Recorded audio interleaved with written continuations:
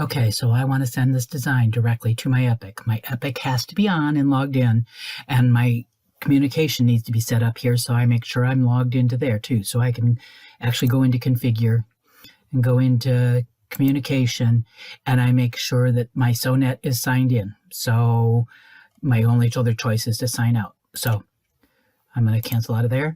And now down here at the bottom, you have a couple of choices. This is if you have a wire directly, like on a diamond, where you have a printer cable that goes from your computer directly to your diamond or your ruby.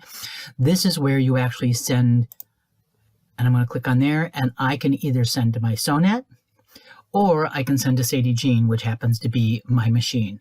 If I had both Epics up, I would have the option to do both.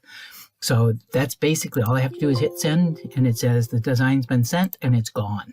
If I send it to my SONET from here, I can go with my SONET, and then I can name the file and actually do that. I'm not going to do that, but that's how I do it, and it's pretty simple.